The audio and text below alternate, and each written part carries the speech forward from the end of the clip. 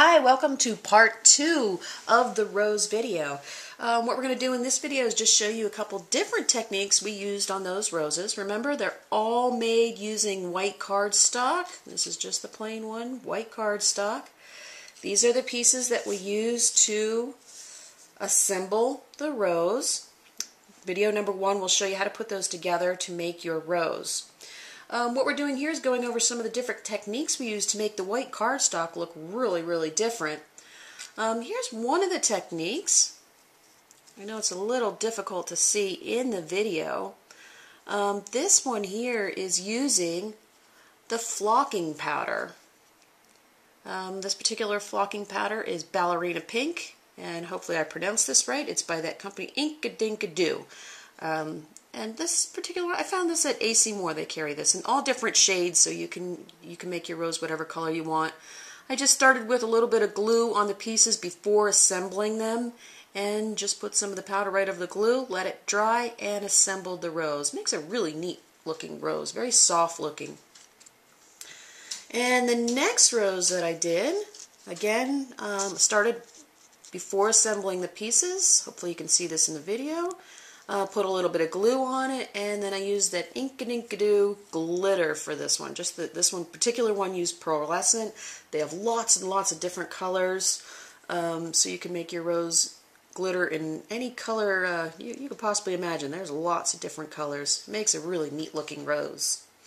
Again, those were made before your pieces are assembled. Don't forget, when you're glittering and stuff, it's a little easier to glue if you leave this particular petal without glue and glitter on it. Glue's a little bit easier, so you're going to cover that petal when you assemble that, so don't forget to leave one of those petals open when you're putting stuff on your rose.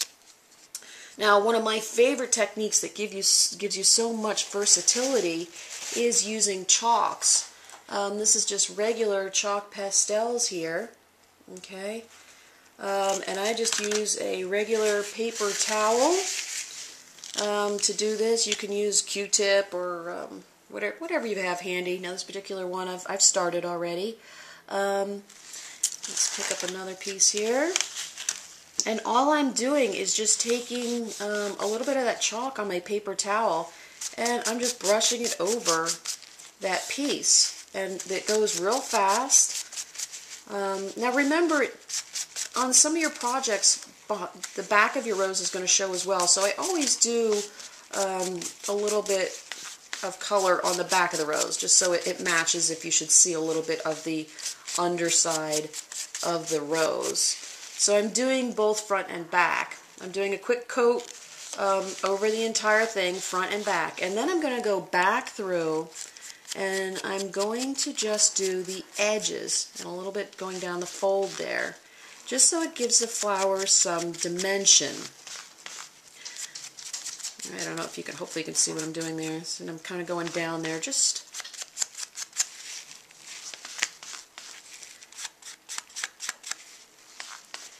on the edges there. It just makes it look, you know, more three-dimensional. All right.